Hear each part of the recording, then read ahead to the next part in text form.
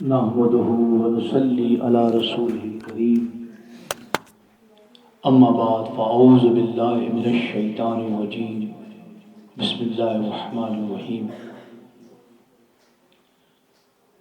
من عمل صالحا من ذکر و انثى وهو مؤمن فلنحيينه حیاة طیبہ ولنجزینہم اجرهم بأحسن ما كانوا يعملون صدق اللہ العظیم.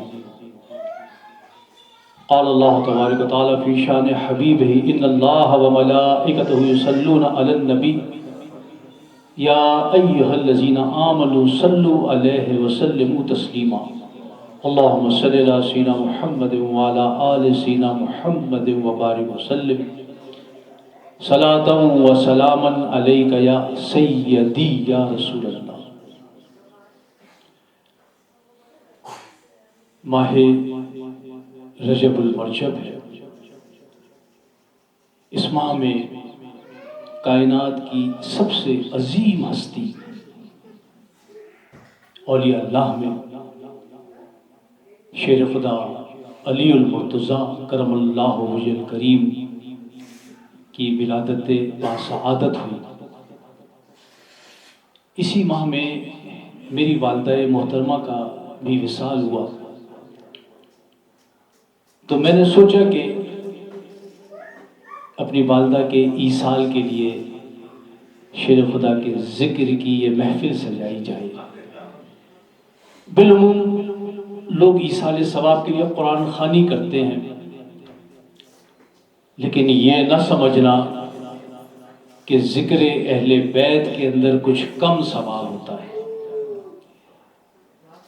اندازہ لگائیں اس حدیث سے کہ جسے حضرت عبداللہ ابن مسعود سے روایت ہے کہ نبی کریم صلی اللہ علیہ وسلم نے فرمایا کہ اہل بیت کی محبت میں گزارا ہوا ایک دن 1 سال کی عبادت سے افضل ہے. حضور فرما رہے ہیں اور 1 سال کی جو عبادات ہے اس کے اندر نماز، روزہ، زکوٰۃ، خیرات، صدقہ، حج، عمرہ یہ سب آ جاتی ہیں. اور عبداللہ ابن مسعود فرما رہے ہیں کہ نبی کریم صلی اللہ علیہ وسلم سے میں نے سنا حضور نے فرمایا کہ اہل بیت کی محبت میں گزارا ہوا ایک دن 1 سال کی عبادت سے افضل ہے.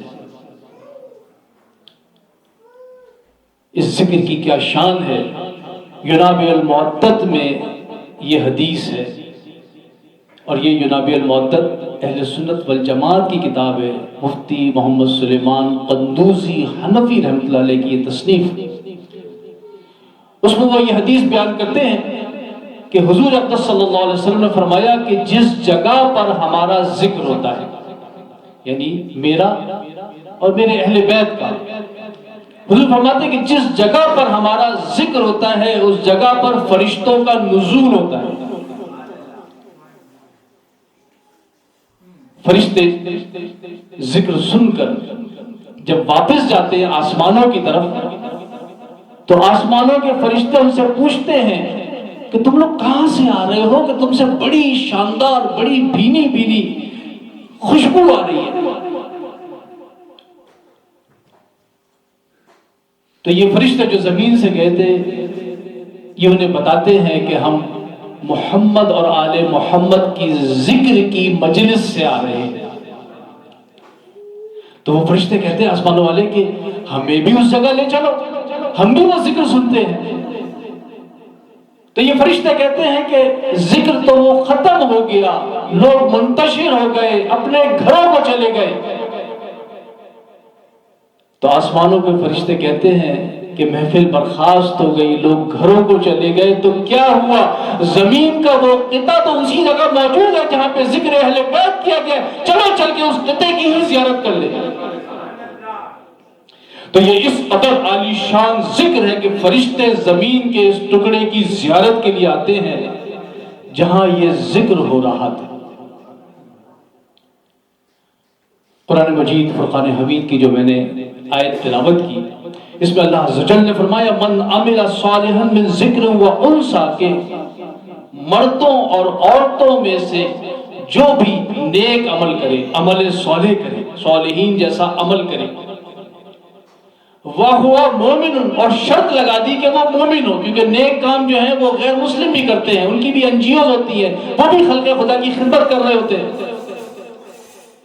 تو اللہ نے فرمایا کہ جو بھی مرد اور عورت میں سے نیک عمل کرے اور وہ مومن ہو، فَلَنُحْيِيَنَّهُ حَيَاةً طَيِّبَةً، تو ہم اسے پاکیزہ زندگی کے ساتھ حیات دیں گے۔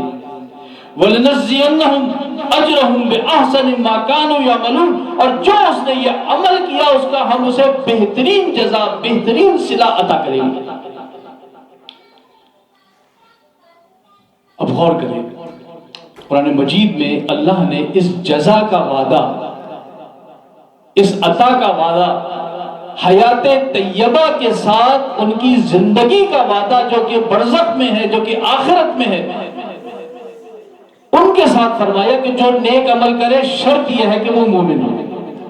اچھا، اب ہر کوئی مومن نہیں ہوتا۔ حضور صلی اللہ علیہ وسلم کے پاس صحابہ آئے، انہوں نے آتے ہی کہا، احسان جتایا کہ ہم ایمان لائے آپ پر، ہم ایمان والے ہیں۔ تو قرآن میں اللہ نے آیت اتار دی، اللہ نے فرمایا لا تقولوا آمنا، مت کہو کہ ہم ایمان لائے، وقولوا اسلمنا، بلکہ یہ کہو کہ ہم نے اسلام قبول کیا ہے، ہم اسلام لائے ہیں۔ تو اسلام لانا اور ہے، ایمان اور ہے۔ اب ایمان ہے کیا؟ حضور فرماتے ہیں الایمان هو الحب کلہ، ایمان سارے کا سارا محبت ہے۔ پھر حضور فرماتے ہیں کہ آگاہ ہو جاؤ کہ اس کے دل میں ایمان ہی نہیں، لن یؤمن احدکم، تم میں سے کوئی مومن ہو ہی نہیں سکتا حتی اکون احب الیہ من ولدہ ووالدہ والناس اجمعین، جب تک کہ وہ مجھے اپنے والدین، اپنی اولاد اور سارے انسانوں سے بڑھ کر کے مجھ سے محبت نہ کرے۔ اچھا، کیا حضور سے محبت کی جائے اور حضور کی آل کو چھوڑ دیا جائے تو کیا ایسی محبت قبول ہوگی؟ کیا ایسی محبت کامل ہوگی؟ جبکہ حضور صلی اللہ علیہ وسلم نے متعدد حدیثوں میں بار بار اس کی ترغیب دی کہ نہ صرف مجھ سے محبت کرو بلکہ میرے ان دونوں شہزادوں سے محبت کرو، ان کے والد سے محبت کرو، ان کی والدہ سے محبت کرو۔ تو ایمان مکمل ہوتا ہے کہ جب ان تمام حضرات سے محبت کی جائے، جیسے کہ حضور نے فرمایا کہ مجھ پہ کٹا ہوا درود نہ بھیجو۔ ابھی جو کٹا ہوا درود ہے یہ بنی امیہ کے دور میں شروع کیا گیا تاکہ اہل بیت کا ذکر جو ہے وہ منقطع کیا جائے، ان کا نام نہ لیا جائے، لوگوں کو ان کی شان کا پتہ نہ چلے۔ تو انہوں نے ایسے ایسے صیغے ایجاد کروائے کہ جس میں صرف حضور صلی اللہ علیہ وسلم پر درود تھا اور حضور صلی اللہ علیہ وسلم کی آل کا ذکر تھا۔ ایسے ہی جو ایمان کامل وہ ہے کہ جس میں نبی کریم صلی اللہ علیہ وسلم کے ہمراہ آپ کی اس آل پاک کا، اس اہل بیت کا، حضور کے اس مقدس گھرانے کا بھی ذکر ہو اور ان سے بھی محبت ہو۔ چنانچہ حضور صلی اللہ علیہ وسلم نے تنبیہ فرمائی، آپ صلی اللہ علیہ وسلم نے حضرت علی سے فرمایا کہ لا یحبک الا المؤمن، اے علی تجھ سے محبت نہ رکھے گا مگر مومن، مومن ہی تجھ سے محبت رکھے گا۔ یہ ایمان کی نشانی ہے، وَلَا يُبْغِضُكَ إِلَّا الْمُنَافِقُ، اور تجھ سے بغض نہ رکھے گا مگر منافق۔ اب یہ حضور فرما رہے ہیں، پتہ یہ چلا کہ کوئی مومن ہو ہی نہیں سکتا جب تک کہ شیر خدا علی المرتضیٰ کرم اللہ وجہ الکریم کی محبت اس کے سینے میں جاگوزی نہ ہو۔ اور جو مومن ہے، جو ان کی محبت سے سرشار ہے، اس کے لیے اللہ نے وعدہ کیا کس بات کا؟ کہ ہم اسے حیات بخش دیں گے۔ کیسی حیات؟ جو بڑی پاکیزہ ہوگی اور اس کو بے تحاشا اس کو اجر اس کو عطا کریں گے۔ فرائض الصمتین اہل سنت کی کتاب ہے، اور یہ ایسی کتاب ہے کہ جناب المعدت میں اس کے حوالے سے بڑی حدیثیں بیان کی گئی، شاندار تصنیف۔ اس میں حضرت عبداللہ ابن عباس سے روایت ہے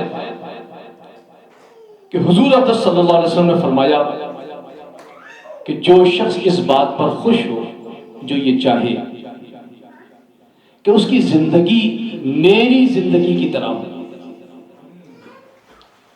حضور فرما رہے ہیں جو بھی اس بات پر خوش ہو، جو بھی یہ خواہش رکھتا ہو کہ اس کی زندگی میری زندگی کی طرح ہو اور اس کا مرنا میرے مرنے کی طرح ہو، یعنی دنیا سے ایسے جائے جیسے میں جاؤں گا، اور جنت میں وہ ایسے باغوں میں رہے کہ جس باغ کے درختوں کو اللہ نے اپنے دستے قدرت سے لگایا. 3 باتیں فرمائیں. جو یہ چاہتا ہے کہ اس کی زندگی میری زندگی کی طرح ہو، اس کا مرنا میرے مرنے کی طرح ہو، یعنی ایمان اور اسلام پر زندہ رہے، ایمان اور اسلام پر اس کا خاتمہ ہو، اور پھر اس کو ایسی جنت کے اندر وہ جگہ ملے کہ جس باغ کو اللہ عز و جل نے اپنے دستے قدرت سے لگایا. حضور فرماتے ہیں اس شخص کو چاہیے، جو بھی یہ چاہتا ہے، اس کو چاہیے کہ علی کو دوست رکھے اور علی کے دوستوں کو دوست رکھے اور علی کی ذریت میں جو ائمہ اطہار ہیں ان کو دوست رکھے. کیا خوبصورت عطا ہے ذکر علی اور حب علی کی. حقیقت یہ ہے کہ مولا کائنات کی شان ماورائے گمان ہے. گمان ہمارا محدود ہے. اس گمان سے ہم ان کی شان اقدس کا جو اللہ عز و جل نے ان کو عطا کی ہم احاطہ نہیں کر سکتے،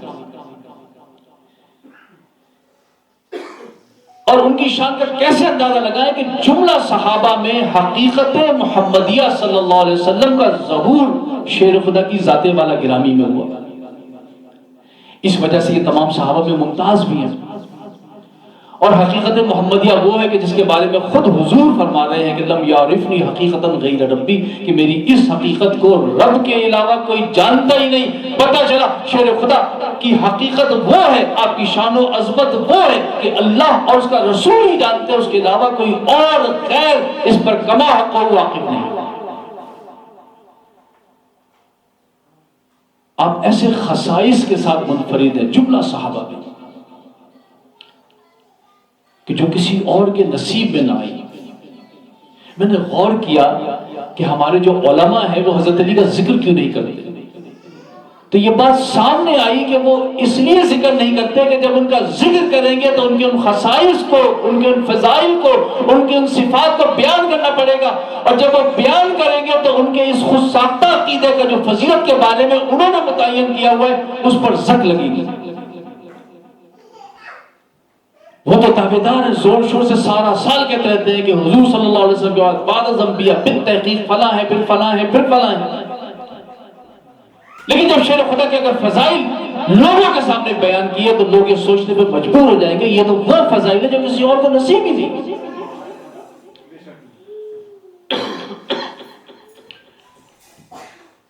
اگرچہ کہ آپ کی ہر بات منفرد ہے،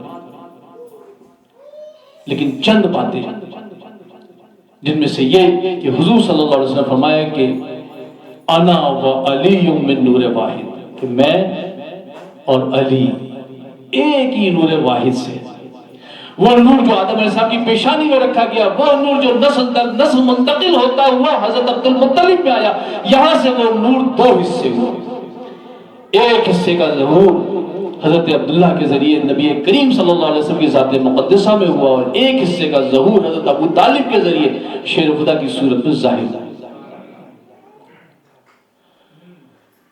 یہ شرف کیا کسی اور صحابی کو ملا؟ کسی اور کے بارے میں حضور نے ایسا نہیں فرمایا. پھر آپ کی شان دیکھیں کہ جب آپ شکم مادر میں ہیں تو شرک اور بت پرستی کے اتنے خلاف. ابھی ماں کے پیٹ میں جو بچہ ہوتا ہے کیا اسے علم ہوتا ہے شرک کیا ہے، بت پرستی کیا ہے، خدا کون ہے؟ ان کی والدہ ماجدہ نے کسی حاجت کے تحت کسی بت کے سامنے جھکنا چاہا تو آپ نے ان کے شکم میں یہ حرکت کی جس سے وہ تکلیف سے دوہری ہو گئی، اس کے سامنے جھک نہ سکی. جو شکم مادر میں ہی شرک اور بت پرستی کے اتنا خلاف ہوا، وہ بھلا دنیا میں آ کر کے اس کے اندر مشغول ہو سکتا تھا؟ نہیں۔ تمام صحابہ میں شیر خدا علی المرتضیٰ کرم اللہ وجہ کریم و واحد ہستی ہے کہ حق تعالیٰ جل شانہ نے ان کو شرک کی نجاست سے دور رکھا، اور یہی وجہ ہے کہ آپ کا لقب کرم اللہ وجہ کریم، یعنی اللہ نے آپ کے چہرے کو مکرم فرمایا۔ کیسے فرمایا؟ کہ آپ کا ماتھا کبھی بھی غیر اللہ کے سامنے نہ جھکا، آپ کی ایک ایک سانس شرک کی آلودگی سے محفوظ۔ پھر آپ کی ولادت عجیب و غریب، پوری تاریخ انسانی میں ایسا واقعہ نہیں ملتا۔ آپ کی والدہ فاطمہ بنت اسد اپنے شوہر کے ہمراہ طواف میں مشغول ہے، اچانک شدت سے درد لاحق ہوا۔ اب تکلیف ایسی تھی کہ کہیں جا ہی نہیں سکتی۔ حضرت ابو طالب انہیں لے کر کے بیت اللہ کے اندر جوف کعبہ میں، کعبہ شریف جس کے گرد طواف کیا جاتا ہے، اس کے اندر لے گئے، اور اللہ کے اس گھر میں مولا کائنات اسد اللہ الغالب کی پیدائش ہوئی۔ علی کو حق نے اتارا تو عین کعبے میں کھلی جو آنکھ تو پہلے خدا کا گھر دیکھا۔ جو خدا کا گھر تھا وہی علی کا گھر بنا۔ کعبہ بیت اللہ بھی ہے اور بیت علی بھی ہے۔ قیامت تک جو لوگ اربوں افراد اللہ کے گھر کا طواف کریں گے وہ گویا سیدنا علی المرتضیٰ کرم اللہ وجہ کریم کی جائے پیدائش کا طواف کریں گے۔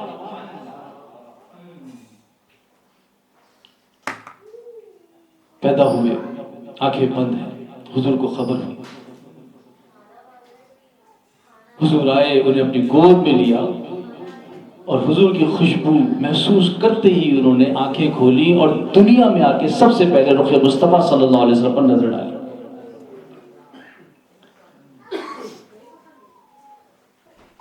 چند سال کے تھے، مکے میں قہر پڑا، نبی کریم صلی اللہ علیہ وسلم نے حضرت ابو طالب کا بوجھ ہلکا کرنے کے لیے حضرت علی کو اپنے سائے عاطفت میں لے لیا۔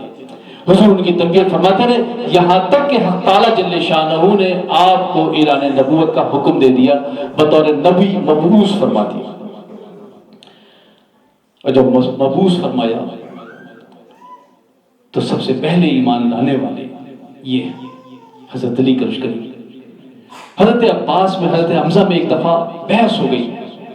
حضرت عباس نے کہا کہ میں حاجیوں کو پانی پلاتا ہوں، میرا مرتبہ جو ہے وہ زیادہ بلند ہے۔ حضرت حمزہ نے کہا کہ جو بیت اللہ شریف کی عمارت ہے اس کی دیکھ بھال میرے ذمے ہے، میرا مرتبہ بلند ہے۔ حضرت علی کا وہاں سے گزر ہوا، آپ نے فرمایا کہ میں تم دونوں سے زیادہ افضل ہوں کیونکہ میں اللہ پر پہلے ایمان لائے۔ اب یہ دونوں ان کے چچا تھے، ان کو یہ بات پسند نہ آئی، وہ حضور کے پاس لے گئے۔ جب حضور کے پاس لے گئے تو حق تعالیٰ جل شانہ نے حضرت علی کے قول کی تائید میں یہ آیت اتار دی، اجعلتم سقایۃ الحاج و عمارت المسجد الحرام کمن آمن باللہ والیوم الآخر، کہ کیا تم نے حاجیوں کو پانی پلانا اور مسجد حرام کی دیکھ بھال کو اللہ پر ایمان لانے کے برابر ٹھہرا دیا؟ یعنی اللہ پر ایمان لانا یہ سب سے زیادہ افضل۔ تو حضرت علی سب سے پہلے مسلمان، سب سے پہلے مومن، بلکہ حقیقت یہ ہے علماء نے ساری تاریخ اٹھا کے دیکھ لیں، اکثر نے یہی لکھا کہ مردوں میں سب سے پہلے ابو بکر ایمان لائے، عورتوں میں سب سے پہلے حضرت خدیجہ ایمان لائی، غلاموں میں سب سے پہلے حضرت زید ایمان لائے، بچوں میں سب سے پہلے حضرت علی ایمان لائے۔ حضرت علی کے بارے میں مورخین نے یہ ناانصافی کی۔ اسلام لانے کا سوال اس بات میں ہوتا ہے جو پہلے کسی اور مذہب کا ماننے والا ہو، جو پہلے دن سے ہی مسلمان ہو، جس نے کعبے میں جنم لیا ہو، آغوش رسالت میں پرورش پائی ہو، اس کے اسلام لانے کا سوال ہی کہاں پیدا ہوتا ہے؟ حقیقتاً علی المرتضیٰ پہلے مسلمان نہ تھے بلکہ پہلے ہی سے مسلمان تھے۔ جب حضور صلی اللہ علیہ وسلم نے اپنے اعزاء اور اقربین کو جمع کیا اور دعوت اسلام دی اور کہا کہ اللہ نے مجھے نبی بنا کے مبعوث کیا ہے، اس فرض کی ادائیگی کے اندر تم میں سے کون میرا مددگار ہوگا؟ تو سارے خاندان میں، عزیز و اقربا میں کوئی نہیں اٹھا۔ حضرت علی کھڑے ہوئے اور آپ نے فرمایا کہ اگرچہ کہ میری ٹانگیں کمزور ہیں، میں کم عمر ہوں، لیکن اس راہ میں میں آپ کا مددگار ہوں۔ حضور نے 3 دفعہ کہا، تینوں دفعہ حضرت علی کھڑے ہوئے اور آپ نے حضور کی مدد کا اعلان کیا۔ تو پھر حضور نے کیا فرمایا؟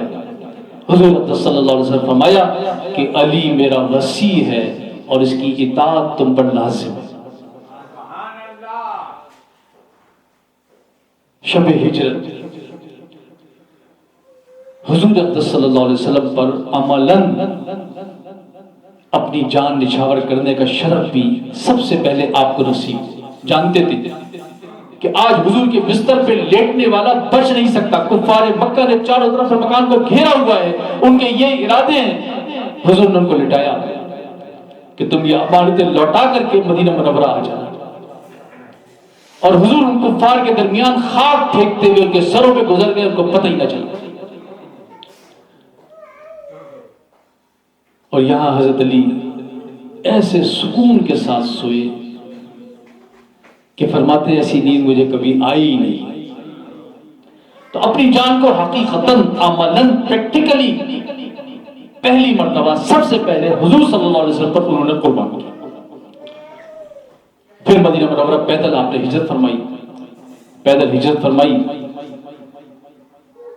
پاؤں مبارک متورم ہو گئے، پھٹ گئے، خون بہ رہا تھا۔ حضور صلی اللہ علیہ وسلم آپ کی یہ حالت دیکھ کر کے آپ دیدہ ہو گئے، اپنا لعاب دہن حضرت علی کے پاؤں میں لگایا، پاؤں اسی وقت اچھے ہو گئے۔ پھر رشتہ مواخات کے وقت بڑا ہی شرف آپ کو یہ نصیب ہوا کہ نبی کریم صلی اللہ علیہ وسلم فرمایا کہ اے علی انت اخی فی الدنیا والآخرہ، کہ تو دنیا اور آخرت میں میرا بھائی ہے۔ یہ شرف کسی صحابی کو نہیں ملا۔ یہ جتنی باتیں ہیں اور حضرت علی کی زندگی کا جو پہلو اٹھا لے وہ تمام منفرد اور سب سے زیادہ ممتاز ہے۔ حضور صلی اللہ علیہ وسلم نے کسی اور کو رشتہ اخوت کے اندر اپنا بھائی نہیں بنایا، حضرت علی کے لیے خاص رکھا۔ پھر آپ کا شرف دیکھیں کہ سارے عالمین کی جو عورتوں کی سردار ہے سیدہ فاطمہ الزہرا، ان سے نکاح کے لیے حق تعالی جل شانہ نے حضرت علی کا انتخاب کیا۔ حضرت علی کا نکاح اس ہستی مقدسہ سے ہوا جو ساری جنت کی عورتوں کی سردار، اور ان سے آپ کی وہ اولاد ہوئی کہ جس کے بارے میں حضور نے فرمایا کہ حسن اور حسین جوانان جنت کے سردار ہیں، اور خود آپ کی یہ شان کہ آپ تمام اولیاء اللہ کے سردار ہیں۔ پھر جمع مردی کا عالم دیکھیں کہ غزوہ بدر میں پہلا کافر ولید حضرت علی کے ہاتھوں تہتیغ ہو گیا۔ اس جنگ میں آپ نے ایسی جوان مردی دکھائی، اور یہی سبب تھا کفار کے جتنے سرکردہ لوگ تھے وہ سارے ان کے ہاتھوں مارے گئے۔ اہل قریش کے دل میں ان کا بغض اور نفرت بیٹھ گئی، انہوں نے ہمیشہ ان کے خلاف کیا، ان کو پسند نہ کیا۔ نہ صرف ولید بلکہ اس جنگ میں جو 70 کفار قتل ہوئے ان میں سے 34 افراد جو تھے حضرت علی کی تلوار سے مارے۔ آپ کے ہاتھوں مارا گیا، آسانی سے پہچانا جاتا تھا، یا تو وہ بیچ سے 2 ٹکڑے ہوتا تھا یا اوپر سے نیچے تک چرا ہوتا تھا۔ ایسی ضرب ید اللہ ہی۔ غزوہ احد کے اندر آپ نے مشرکین کے سالار طلحہ بن طلحہ کو مقاتلے میں ہلاک کر دیا، پھر اس کا بیٹا آیا اس کو بھی ہلاک کیا، اس کا بھائی آیا اس کو بھی زخمی کیا۔ اس جنگ کے اندر آپ نے ایسی شہزوری دکھائی کہ آسمانوں سے ندا ہوئی کہ لا فتح الا علی، لا سیف الا ذوالفقار۔ پھر غزوہ خندق، عمر بن عبد ود جو مشہور جنگجو تھا اور 1000 لوگوں کے برابر سمجھا جاتا تھا، خندق پھاڑ کر کے آ گیا اور مبارزت طلب کی، کوئی نہیں نکلا۔ حضرت علی کھڑے ہوئے، اجازت مانگی حضور سے، حضور نے کہا رک جاؤ۔ اس نے دوبارہ مبارزت طلب کی کہ اے مسلمانوں تمہارا وہ شوق کہاں گیا جنت میں جانے کا، آؤ میں تمہیں جنت میں بھیجتا ہوں۔ حضرت علی پھر کھڑے ہوئے، یا رسول اللہ مجھے اجازت دو۔ حضور نے پھر روکا۔ اس نے پھر تیسری مرتبہ ذکر کیا کہ اگر تمہارے پاس کوئی میرا مد مقابل نہیں تھا تو تم جنگ کے لیے کیوں آئے؟ حضرت علی پھر کھڑے ہوئے، حضور صلی اللہ علیہ وسلم نے اپنا امامہ مبارک ان کے سر پہ رکھا، اپنے ہاتھ سے ان کو زرہ پہنائی، اپنی تلوار ان کو عطا کی اور ان کو اس شان کے ساتھ رخصت کیا، فرمایا کہ اس وقت مکمل ایمان مکمل کفر سے ٹکرانے جا رہا ہے، اور دعا فرمائی کہ یا اللہ مجھے اس وقت تک زندہ نہ رکھنا کہ اگر میں علی کو دیکھ نہ سکوں، یعنی علی کو دیکھنا میری حیات کے ساتھ متضمن کر دے۔ حضرت علی گئے، مقابل ہوئے، جب لڑائی شروع ہوئی تو وہاں پہ ریت تھی تو دھول اڑی۔ اچھا سب کو یقین تھا کہ علی کا اس کا کوئی مقابلہ ہی نہیں ہے، ایک بار میں وہ ختم کر دے گا، بڑا جنگجو تھا۔ لیکن جب وہ گرد بیٹھی ہے تو دیکھ کے لوگ حیران رہ گئے کہ عمر بن عبد ود زمین پر پڑا ہے، اس کا لاشا، اور حضرت علی فاتحانہ انداز میں کھڑے۔ صحابہ نے نعرہ تکبیر بلند کی۔ نبی کریم صلی اللہ علیہ وسلم فرمایا کہ قتل علی عمر بن عبد ود افضل من عبادت الثقلین، کہ علی کا عمر بن عبد ود کو قتل کرنا ثقلین یعنی جنوں اور انس کی عبادت سے افضل ہے۔ خیبر میں فتح نہیں ہو رہا تھا، حضور نے فرمایا کل میں علم اس شخص کو دوں گا کہ جو اللہ اس کے رسول سے محبت کرتا ہے اور اللہ اس کا رسول بھی اس سے محبت کرتا ہے۔ تمام صحابہ کے دل میں شوق پیدا ہوا کہ حضور تصدیق فرما رہے ہیں۔ اگلے دن حضور صلی اللہ علیہ وسلم حضرت علی کو طلب کیا، آپ کی آشوب چشم دکھتی ہوئی آنکھوں میں اپنا لعاب دہن لگایا، علم آپ کو مرحمت فرمایا، اور حضرت علی کرم کریم نے قوت ربانی سے، قوت حیدری سے، قوت الہی سے خیبر فتح کر لیا۔ اس جنگ میں آپ نے خیبر کے دروازے کو اکھاڑ پھینکا، اور جب آپ کی ڈھال گر گئی تو آپ نے اس دروازے کو اٹھا کر بطور ڈھال استعمال کیا، وہ دروازہ جسے بعض روایت میں ہے کہ 8 صحابہ نہیں اٹھا سکے، بعض میں 40 اٹھا سکے، بعض میں 80 صحابہ مل کر کے اس دروازے کو اٹھا سکے۔ لوگ حیران رہ گئے، پوچھا کہ یہ تم نے کیسے کیا، آپ نے یہ کیسے کیا؟ تو آپ نے فرمایا کہ خیبر میں نے قوت جسمانی سے نہیں، قوت ربانی سے فتح کیا۔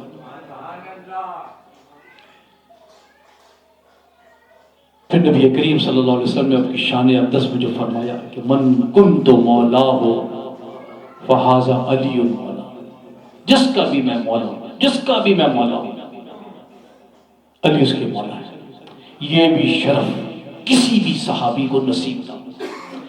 میں نے بتایا تھا کہ ان کی ہر چیز ایسی ممتاز ہے کہ ان کی کوئی نظیر، کوئی مد مقابل نظر نہیں آتا، اور اسی لیے ہمارے علماء ان باتوں کو بیان نہیں کرتے۔ حضور نے فرمایا ان علی منی وانا منہ وہو ولی کل مومن، کہ بے شک علی مجھ سے ہے اور میں علی سے ہوں۔ علی کے پاس جو کمالات ہیں میری عطا سے ہیں، وانا منہ، اور میرے کمالات کا ظہور علی کے ذریعے ہو رہا ہے، وہو ولی کل مومن، اور یہ ہر مومن کے ولی۔ من کن تو مولا میں بھی مولا ولا سے ہے، یعنی سب کے ولی، ہر مومن کے ولی، جس کے بھی حضور ولی ہیں۔ اور یہاں بھی حضور نے فرما دیا کہ وہ ولی کل مومن، کہ وہ ہر مومن کے ولی، دوست اور مددگار ہے۔ دیکھیں فضیلت کے جتنے بھی معیار ہیں، علم، شجاعت، جوان مردی، سخاوت، تقوی، ان تمام کے اندر حضرت علی کرم کریم اس کے نہج پر، اینڈ پر نظر آتے ہیں۔ اور ان تمام خوبیوں میں خوبی تو ایسی ہے کہ اگر باقی خوبیاں نہ بھی ہوتی تو بھی حضرت علی سب پہ شرف رکھتے ہیں، اور وہ خوبی ہے علم۔ اور یہ علم وہ چیز ہے کہ اللہ عز و جل نے فرشتوں کے اوپر آدم کی فضیلت علم کے سبب ثابت کی۔ یہ علم وہ ہے کہ عاصم بن برقیہ پلک جھپکنے سے پہلے تخت بلقیس اس کے محل سے 300 میل دور سے لے کر کے پلک جھپکنے میں حضرت سلیمان علیہ السلام کے دربار میں لے آئے۔ اور قرآن میں اگر یہ واقعہ نہ ہوتا کوئی یقین ہی نہیں کرتا کہ یہ ممکن ہی نہیں ہے۔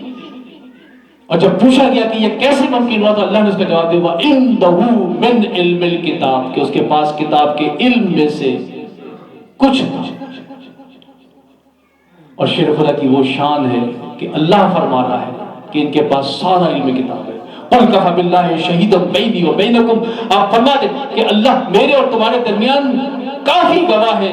وَمَنْ عِنْدَهُ عِلْمُ الْكِتَابِ، اور وہ کہ جس کے پاس سارا علم کتاب ہے۔ حضور نے فرمایا انا مدینۃ العلم والی بابها، میں علم کا شہر ہوں، علی اس کا دروازہ ہے۔ حضور نے فرمایا انا دار الحکمت والی بابها، میں حکمت کا گھر ہوں، علی اس کا دروازہ ہے۔ مجدد الفسانی فرماتے ہیں کہ ہم نے کشف باطنیہ سے اس امت کے عارفین کو ملاحظہ کیا تو علم اور معرفت میں حضرت علی کا مد مقابل کوئی نظر ہی نہیں ہے، سب سے بلند مقام ہے۔ قاضی ثناء اللہ پانی پتی تفسیر مظہری میں لکھتے ہیں کہ ولایت علی المرتضیٰ اس قدر بلند ہے کہ جملہ صحابہ اس کے تحت ہے۔ اب اگر فتویٰ لگانا ان مولویوں کو تو ان کو اور لگا، وہ فرما رہے ہیں ایسی بلند ہے ولایت علی المرتضیٰ کہ سارے صحابہ ان کے ماتحت۔ تلاش حق کے لیے طالبین کے لیے آپ نے ایک جملہ کہہ کر راہ متعین کر دی کہ اللہ کی تلاش ہے تو کائنات میں سفر نہ کرو، کسی گیلیکسی میں مت جاؤ، چاند سورج پہ مت جاؤ، آسمانوں پہ مت جاؤ، زمین کی تہ پہ مت جاؤ۔ من عرف نفسہ فقط عرف ربہ، کہ جس نے اپنے آپ کو کھوجو، جس نے اپنے آپ کو پہچان لیا اس نے اپنے رب کو پہچان لیا۔ آپ نے فرمایا کہ اگر میرے لیے مسند بچھائی جائے تو میں نصارہ کے فیصلے ان کی انجیل سے کروں، یہود کے فیصلے ان کی توراۃ سے کروں، اہل زبور کے فیصلے زبور سے کروں، اور اہل قرآن کے فیصلے قرآن سے کروں۔ اگرچہ کہ آپ نے نہ کہیں انجیل پڑھی، نہ زبور پڑھی، نہ توراۃ پڑھی، یہ وہ علم باطن ہے جو نبی کریم صلی اللہ علیہ وسلم سے آپ کو نصیب ہوئی۔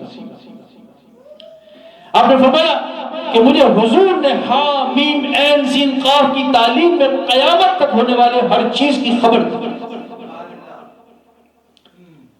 حضرت علی نے فرمایا کہ نبی کریم صلی اللہ علیہ وسلم نے مجھے علم کے 1000 باب تعلیم فرمائے، 1000 باب تعلیم فرمائے، اور میں نے ہر ایک باب سے 1000 باب کھول دیے۔ اندازہ لگائے 1000 کو 1000 سے ملٹیپلائی کریں 10 لاکھ بنتے ہیں، 10 لاکھ باب علوم کے آپ فرما رہے ہیں کہ میں نے کھول دیے۔ حضور نے 1000 تعلیم فرمائے، میں نے ہر ایک باب سے پھر 1000 باب کھول دیے۔ آپ نے فرمایا کہ مجھ سے آسمانوں کے راستے پوچھو کہ میں انہیں زمین کے راستوں سے زیادہ جانتا ہوں۔ حضرت علی نے متعدد بار اس بات کا اعتراف کیا کہ لولا علی لحق عمر، کہ اگر علی نہ ہوتے تو عمر ہلاک ہو گیا ہوتا۔ آپ خود فرماتے ردیت بقسمت جبار فینا لنا العلم وجہل للعدونا، کہ ہم جبار کی تقسیم پر راضی ہیں۔ جبار اللہ کا اسم ہے، یعنی اللہ نے لوگوں کی قسمتیں جبر کر کے ان کے لیے مقسوم کی ہیں۔ حضرت علی فرمانا ہے کہ اس کی اس تقسیم پر ہم راضی ہیں کہ لنا العلم، کہ اس نے ہمارے واسطے علم رکھ دیا، وجہل للعدونا، اور ہمارے دشمن کے واسطے جہل رکھ دیا۔ معرج النبوت میں عبداللہ ابن عباس فرماتے ہیں کہ ایک مرتبہ فجر کی نماز کی ادائیگی کے بعد حضور حضرت علی کے ہمراہ کاشانہ زہرا پر آئے۔ حضرت علی سے کہا کہ دروازے پہ کھڑے جاؤ، کسی کو آنے مت دینا۔ حضور اندر چلے گئے۔ تھوڑی دیر کے بعد حضرت ابوبکر صدیق آئے، فرمایا کہ حضور کہاں ہے، مجھے ان سے ملنا ہے۔ فرمایا کہ حضور ایک بہت ہی ضروری کام میں مصروف ہے، اور وہ یہ ہے کہ شہزادہ امام حسین کی ولادت ہوئی ہے، فرشتے ان کی زیارت کے لیے آ رہے ہیں، گروہ در گروہ آ رہے ہیں، اور اب تک 1,24,000 فرشتے آ چکے ہیں اور ابھی مزید آ رہے ہیں۔ حضرت ابوبکر صدیق بڑے حیران ہوئے۔ اتنے میں حضور تشریف لے آئے۔ سیدنا صدیق اکبر نے حضور سے اس بات کا ذکر کیا۔ جب اس بات کا ذکر کیا تو حضور نے پوچھا کہ اے علی، تمہیں فرشتوں کی تعداد کا کیسے پتہ چلا؟ فرمایا یا رسول اللہ، جب وہ گروہ در گروہ آتے تھے تو مجھے پتہ چل جاتا تھا، اور ہر گروہ جو آتا تھا تو اپنی تعداد بتاتا تھا، میں اس کو جمع کرتا گیا یہاں تک کہ ان کی تعداد 1,24,000 تک پہنچ گئی۔ حضور نے فرمایا کہ اے علی، اللہ تیری عقل کو زیادہ کرے۔ آپ کا علم باطن اور زمان و مکان پر ایسا کنٹرول، ٹائم اینڈ اسپیس کے آپ ماتحت نہیں تھے بلکہ اس کے اوپر تھے۔ یہ عالم یہ تھا، صوفیہ نے لکھا ہے گا اس بات کو کہ حضرت علی کریم کا یہ کمال تھا کہ جب آپ گھوڑے پر سوار ہوتے تو ایک رکاب میں قدم رکھتے اور دوسری رکاب میں قدم رکھنے سے پہلے پورا قرآن پڑھ لیتے۔ ہماری سمجھ میں یہ باتیں نہیں آ سکتی، لیکن جو لوگ جو صوفیہ ان امور سے واقف ہیں وہ جانتے ہیں۔ اور قرآن میں اللہ نے ایسے معاملات سمجھانے کے لیے اصحاب کہف کا تذکرہ کیا کہ ان پر ایک گھڑی گزری تھی اس غار کے اندر، ادھر دنیا میں 309 برس گزر گئے. تو اللہ چاہے تو کسی کی ایک گھڑی کو دوسروں کی صدیوں کے برابر کر دے، دوسروں کی ایک گھڑی یہاں کی صدی کے برابر کر دے. تو جو لوگ ابو الوقت ہوتے ہیں، جو وقت پر حکمران ہوتے ہیں، ان کو یہ شرف حاصل ہوتا ہے. آج تک آپ سے کوئی ایسا سوال نہ پوچھا گیا کہ جس کا جواب دینے سے آپ قاصر ہوں. یہ دعویٰ صرف آپ نے کیا کہ سلونی ما شئت، جو چاہے مجھ سے پوچھ. حضرت عبداللہ بن عباس، ابن مسعود، ابو ذر غفاری، سیدنا صدیق اکبر، حضرت عمر فاروق، مقداد، عمار بن یاسر اور دیگر کئی صحابہ سیدنا علی مرتضیٰ کی فضیلت اور عظمت کے قائل اور معترف تھے. اہل سنت کے چاروں علماء اور اکابرین کی ایک بڑی تعداد حضرت علی کو تمام پر افضل سمجھتی، مگر افسوس آج اگر حضرت علی کی فضیلت کی بات کی جائے، اگر آج انہیں ان کی فضیلت کا اظہار کیا جائے تو ایسے لوگوں کو سنت سے خارج کر کے رافضیت کا لیبل ان پر لگا دیا جاتا ہے. حضور کے وصال کے 6 روز کے بعد حضرت ابوبکر صدیق اور حضرت علی حضور کے روضے پر حاضر ہوئے. حضور کا روضہ حضرت عائشہ صدیقہ کے حجرے میں تھا. حضرت علی نے سیدنا صدیق اکبر سے فرمایا کہ اے امیر المومنین آپ سبقت فرمائیں، یعنی آپ پہلے اندر جائیں. تو سیدنا صدیق اکبر نے فرمایا کہ اے علی میں اس شخص پر کیسے سبقت کر سکتا ہوں کہ جس کے لیے میرے رسول صلی اللہ علیہ وسلم نے فرمایا کہ علی میرے لیے اسی طرح ہے جس طرح میں اپنے رب کے لیے. اب بتائیے حضور فرما رہے ہیں اور تصدیق کون کر رہا ہے اس بات کی؟ سیدنا صدیق اکبر. کیا فرما رہے ہیں کہ میں نے حضور سے سنا، حضور نے فرمایا کہ علی میرے نزدیک اسی طرح ہے جیسے میں اپنے رب کے نزدیک ہوں. اب بتائیے کہ حضور صلی اللہ علیہ وسلم اپنے رب کے نزدیک کیسے ہیں؟ کہ کیا حضور سے بڑھ کر کے بھی کوئی حضور اللہ کا مقرب ہے؟ کیا حضور سے بڑھ کر کے کوئی اللہ کے پاس قدر و منزلت والا ہے؟ کیا حضور سے بڑھ کر کے کوئی شان اور فضیلت والا ہے اللہ کے نزدیک؟ اور حضور فرما رہے ہیں کہ جیسے میں اپنے رب کے نزدیک ہوں علی میرے نزدیک ہے. پتہ چلا کہ تمام صحابہ، نہ صرف تمام صحابہ بلکہ ساری امت، نہ صرف تمام امت بلکہ سارے انسانوں میں حضور صلی اللہ علیہ وسلم کے سب سے زیادہ نزدیک، سب سے زیادہ مقرب، سب سے زیادہ لاڈلے اور سب سے زیادہ پہنچے ہوئے حضور کی بارگاہ میں شیر خدا علی المرتضیٰ کرم اللہ وجہ الکریم.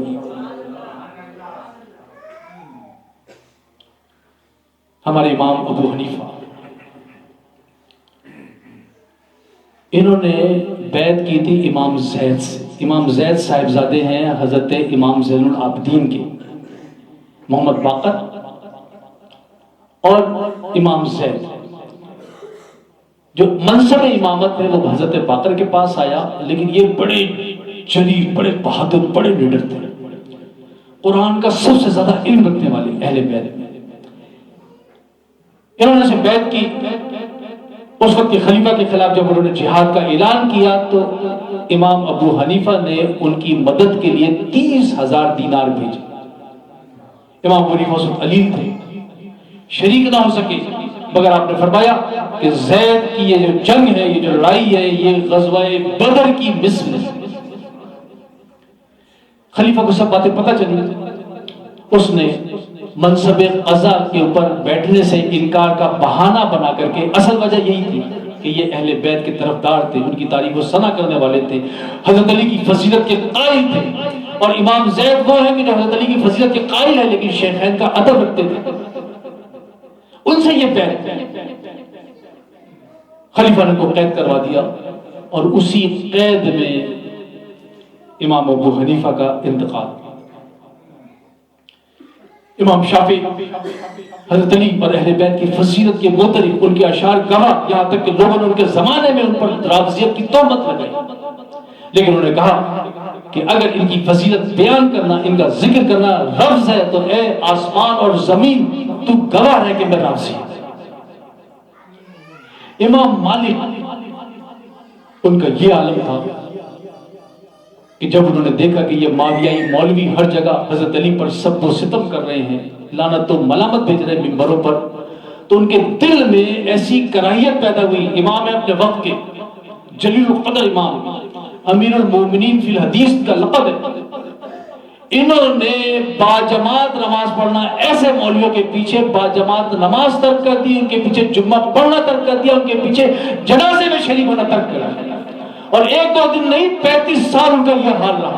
اب لگائے کوئی ان پر فتویٰ، وہ دین کے زیادہ جاننے والے تھے، اور ان کی یہ بات ہمارے لیے نشانی ہے کہ جو اس قسم کے مولوی ہیں کہ جو حضرت علی سے بغض و عناد رکھنے والے یا ان کی تقسیم کرنے والے یا ان کی تنقید کرنے والے، ایسے لوگوں کے پیچھے نماز ہی نہیں ہوتی۔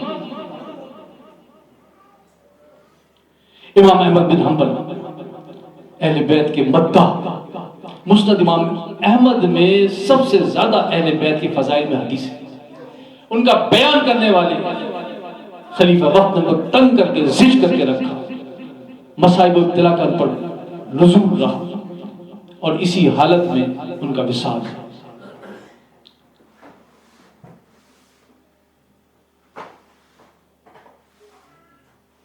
پھر ذرا شیخ فرید الدین تار کے اور مولانا روم کے اشعار پڑھے کہ انہوں نے فضیلت علی المرتضیٰ کی کیسی تصریح کی، کیسی شان و عظمت اپنے اشعار میں بیان کی۔ تم کس کس کو رافضی قرار دو گے، کس کس کو اہل سنت سے نکالو گے؟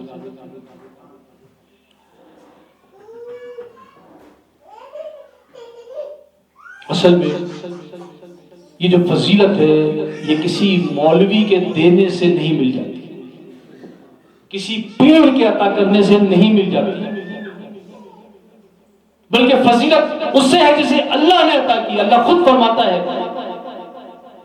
قل ان الفضل بید اللہ، فرما دیں کہ جو فضیلت کا عطا کرنا ہے میرے ہاتھ میں ہے، یوتی ہے من یشاء، جسے چاہتا ہوں میں عطا کرتا ہوں۔ کس کو عطا کی؟ تو اللہ فرما رہا ہے تمام صحابہ میں فضیلت میں کس کو عطا کر رہا ہوں سنو۔ اللہ فرما رہا ہے سابقون الاولین من المہاجرین والانصار، مہاجرین اور انصار میں سے سبقت کرنے والے اور اولیت کرنے والے لوگ، والذین تبعوہم بإحسان، اور جن لوگوں نے پرفیکشن کے ساتھ، کاملیت کے ساتھ ان کی اتباع کی، سابقون الاولین۔ اللہ فرماتا ہے رضی اللہ عنہ ورضوا عنہ، اللہ ان تمام سے راضی ہے اور یہ اللہ سے راضی ہے۔ تو فضیلت اس کی ہے کہ جس سے اللہ راضی ہے، جو اللہ سے راضی ہے، اور وہ کون ہے؟ صحابہ میں جو سابقیت اور اولیت والے، اور شیر خدا تمام سابقین اور تمام اولین میں سب سے زیادہ سبقت کرنے والے اور سب سے زیادہ اولیت دکھانے والے۔ پھر فضیلت اسے حاصل ہے کہ جیسے حضور نے فضیلت دی، ہمارے کہنے سے، کسی مولوی کے کہنے سے کوئی افضل نہیں ہو جاتا۔ آپ صلی اللہ علیہ وسلم نے صحابہ سے فرمایا کہ میرے لیے سید العرب کو بلاؤ۔ صحابہ نے کہا سید العرب تو آپ ہیں، عرب کے سردار۔ فرمایا کہ میں تو سید الناس ہوں، سارے انسانوں کا سردار ہوں۔ سید العرب علی کو بلائے گیا۔ حضور حضرت علی کو لے کر کے انصار کے پاس آئے اور انصار سے کہا کہ اے انصار، کیا میں تمہیں ایسا شخص نہ بتاؤں کہ اگر تم اس سے تمسک کرو گے، اسے پکڑے رہو گے، اس سے وابستہ رہو گے تو کبھی گمراہ نہ ہوگے؟ انہوں نے کہا ہاں یا رسول اللہ صلی اللہ علیہ وسلم، ہمیں بتائیے۔ تو حضور صلی اللہ علیہ وسلم فرمایا کہ وہ شخص علی ہے، میری محبت کے سبب ان سے محبت کرو اور میری کرامت سے ان کا اکرام کرو، اور اس بات کے کہنے کا مجھے اللہ کی طرف سے حکم پہنچا۔ انہی انصار میں جو سردار تھے ان کا نام تھا سعد بن عبادہ۔ جب بھی غزوہ ہوتا تو انصار کا علم سعد بن عبادہ کے ہاتھ میں ہوتا۔ اس سے اندازہ کرتے ہیں حضور کے نزدیک ان کی کتنی قدر و منزلت تھی اور وہ کیسے جلی تھے۔ اور یہ سارے انصار حضور کے اس فرمان پر حضرت علی سے ٹوٹ کے محبت کرتے تھے۔ قریش نفرت کرتے تھے کیونکہ ان کے سرداروں کو علی کے ہاتھوں قتل ہونا پڑا۔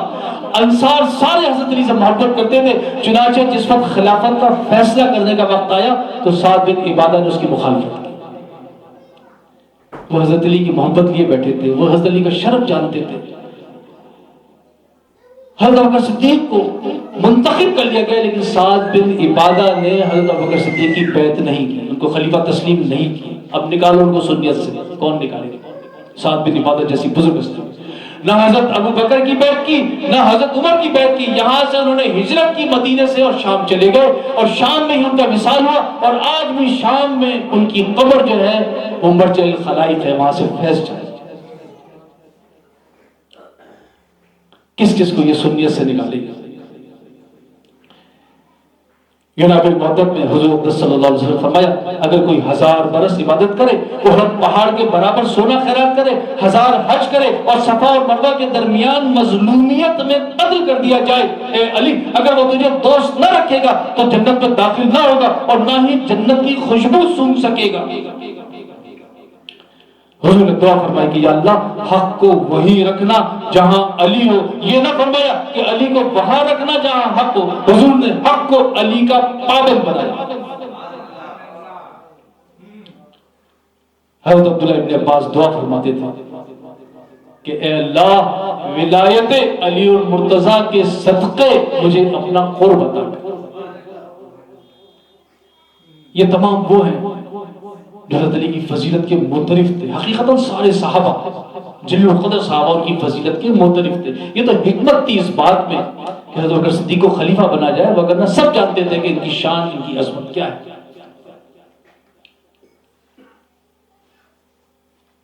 پھر آپ دیکھیں کہ غدیر خم کے مقام پہ 1,00,000 صحابہ کے سامنے حضور صلی اللہ علیہ وسلم، میں جو بات کروں کہ فضیلت اس کی ہے جس کو حضور نے فضیلت عطا کی، جس کو اللہ نے فضیلت دی. 1,00,000 صحابہ کے سامنے حضرت علی کا ہاتھ حضور نے بلند کر کے فرمایا من کنت مولاہ فہذا علی مولا اللہم آل من وعلاہ وعاد من آداہ، کہ جس کا بھی میں مولا ہوں، جس کا بھی میں مددگار ہوں، علی اس کے مولا اور مددگار ہے. اے اللہ جو انہیں دوست رکھے اسے دوست رکھ، جو ان سے آد رکھے ان سے آد رکھے. جب حضور نے یہ فرمایا تو ایک شخص جس کا نام تھا حارث بن نعمان حضرت علی سے بغض رکھتا تھا. یہ پورا واقعہ ریاض النظر نامی مشہور کتاب میں ہے. وہ حضور کے پاس آیا اور کہا کہ یا رسول اللہ آپ نے کہا کہ خدائے وحدہ لا شریک کی عبادت کرو، ہم نے آپ کا حکم مانا، بتوں کو چھوڑ دیا، اللہ کی عبادت اختیار کی. آپ نے کہا مجھے اللہ کا نبی مانو، ہم نے اس کو مانا، آپ کو اللہ کا نبی تسلیم کیا. آپ نے ہمیں نماز کا حکم دیا، آپ نے روزے کا حکم دیا، آپ نے زکوٰۃ کا حکم دیا، آپ نے حج کا حکم دیا، آپ نے ساری باتیں مانی. اب آپ یہ کہہ رہے ہیں کہ میرا بھائی جو علی ہے اس کو تم اپنا مولا مانو، تو کیا یہ آپ اپنی طرف سے کہہ رہے ہو اللہ کی طرف سے حکم آیا؟ تو حضور اقدس صلی اللہ علیہ وسلم فرمایا کہ اس بات کے کہنے کا مجھے اللہ کی طرف سے حکم آیا ہے. اب وہ شخص دل میں بغض رکھتا تھا، وہ وہاں سے پلٹا اور اس نے دعا مانگی. اس دعا کا قرآن میں ذکر، اس نے دعا مانگی اللہم ان کان ھذا ھو الحق من عندک، اے اللہ اگر یہ بات تیری طرف سے حق ہے فامطر علینا حجارۃ من السماء، تو ہم پر آسمان سے پتھر نازل فرما، اور جناب بعذاب علیم، ہم پر عذاب دردناک عذاب نازل کر. اس کی نیت یہ تھی کہ نہ تو عذاب آئے گا نہ پتھر برسیں گے اور مجھے حضور کی اس بات کو جھٹلانے کا موقع مل جائے گا. اللہ اس نے اس کو کہاں موقع دینا تھا، آسمان سے ایک پتھر آیا اور گولی کی طرح سے اس کے دماغ کو چھیدتا ہوا اندر چلا گیا اور وہ وہی ہلاک ہوا.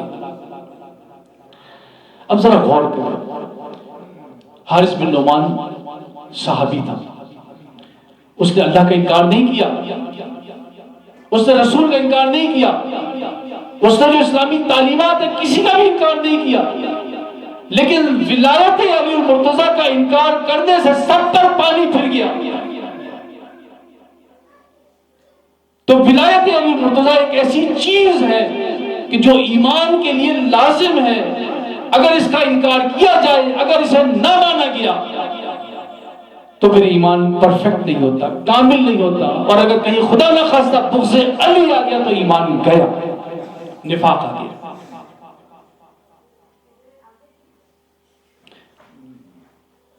زید بن اسلم سے روایت ہے، حضور صلی اللہ علیہ وسلم نے فرمایا اے علی تجھے مبارک ہو، تیرے مثل کون ہے؟ فرشتے تیرے مشتاق اور آرزومند ہیں، بہشت تیرے لیے ہے.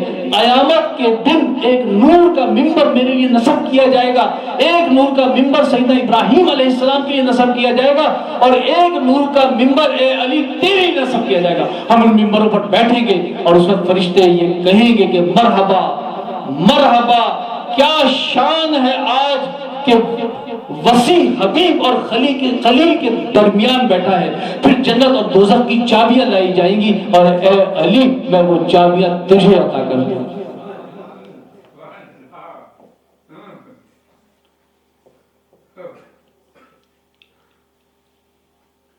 آپ کی شان ماورائے گما ہے۔ ایک مرتبہ سیدہ خاتون جنت نے حضور سے شکوہ کیا کہ یا رسول اللہ، آپ نے میرا نکاح ایک قلاش اور فقیر شخص سے کر دیا۔ تو حضور اقدس صلی اللہ علیہ وسلم فرمایا کہ اے میری بیٹی، اللہ عز و جل نے ساری کائنات میں دو لوگوں کا انتخاب کیا، ساری کائنات میں دو لوگوں کو منتخب فرمایا، ایک کو تیرا باپ بنا دیا، دوسرے کو تیرا شوہر بنا دیا۔ اللہ اکبر، یا رسول اللہ، یا علی۔ فضیلت علی المرتضیٰ کے لیے امام حسن کا وہ ایک کلمہ کافی ہے جو حضرت علی کے وصال پر آپ نے تمام صحابہ کے سامنے خطبہ دیتے ہوئے فرمایا۔ آپ نے فرمایا کہ اے لوگوں، آج تم سے وہ شخص جدا ہو گیا کہ گزرے ہوئے لوگوں میں سے کوئی اس تک پہنچ نہ سکا۔ جتنے گزرے ہوئے، حضرت امام حسن فرما رہے ہیں کسی صحابی نے ان کی بات کا انکار نہیں کیا، کہہ رہے گزرے ہوئے لوگوں میں سے کوئی ان تک پہنچ نہ سکا اور آنے والوں میں سے کوئی ان تک پہنچ نہ سکے۔ حضرت عمر فرماتے ہیں کہ اگر ساتوں آسمان اور زمین کا وزن ایک پڑھنے میں رکھا جائے اور دوسرے پڑھنے میں حضرت علی کا ایمان رکھا جائے تو حضرت علی کا ایمان ساتوں آسمان اور زمین کے وزن سے زیادہ بھاری ہو جائے، اور یہ حضور نے فرمایا۔ سیدہ صدیقہ اکبر فرماتے ہیں کہ جو بھی یہ چاہتا ہو کہ ایسے انسان کی زیارت کرے کہ جس کی رسول اللہ صلی اللہ علیہ وسلم کے نزدیک سب سے زیادہ منزلت تھی، جو رسول اللہ صلی اللہ علیہ وسلم سے سب سے زیادہ قرب رکھتا تھا، جو حضور کی ضروریات پورے کرنے میں سب سے زیادہ پیش رہا، جس نے اپنے آپ کو دوسروں سے بے نیاز رکھا، اسے چاہیے کہ وہ علی المرتضیٰ کو دیکھے۔ حضرت عائشہ صدیقہ نے اپنے والد گرامی سے پوچھا کہ کیا بات ہے، میں دیکھتی ہوں کہ جس مجلس میں حضرت علی ہوتے ہیں تو آپ ان کے چہرے کو تکتے رہتے ہیں۔ تو حضرت بکر صدیق نے فرمایا کہ میں نے نبی کریم صلی اللہ علیہ وسلم سے سنا کہ نظرت الی وجہ علی عبادت، کہ علی کے چہرے کی طرف دیکھنا عبادت ہے۔ حضور اپنے اصحاب کے ہمراہ تشریف فرماتے، سامنے سے حضرت علی ہے۔ جب حضرت علی کو دیکھا تو سیدہ صدیقہ اکبر اپنی جگہ سے ہٹ گئے اور کہا کہ اے ابو الحسن، اس جگہ تشریف لائیے۔ حضور اس بات سے خوش ہوئے اور حضور نے فرمایا کہ اہل فضل کے فضل کو فضل والے ہی جانتے ہیں، اہل فضل کے زیادہ لائق ہے اور اہل فضل کے فضل کو اہل فضل ہی جانتے ہیں۔ اکابر صحابہ کے متعلق چکوال کے قریب ایک گاؤں میں وہاں ایک شخص کو حضور کی زیارت ہوئی، دیکھا حضور صحابہ کے ہمراہ تشریف لائے۔ سیدہ صدیقہ اکبر نے فرمایا اس وقت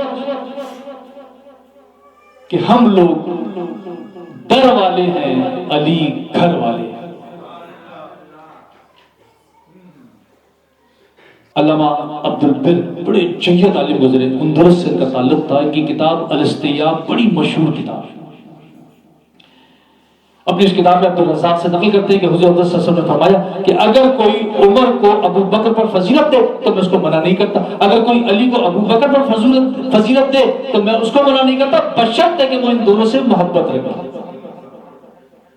افسوس آج حضرت علی کی فضیلت کی بات کرنے والوں کو جاہل علماء اہل سنت سے خارج قرار دیتے ہیں، راضی قرار دیتے ہیں، حالانکہ حضور صلی اللہ علیہ وسلم نے اس بات کی اجازت دی۔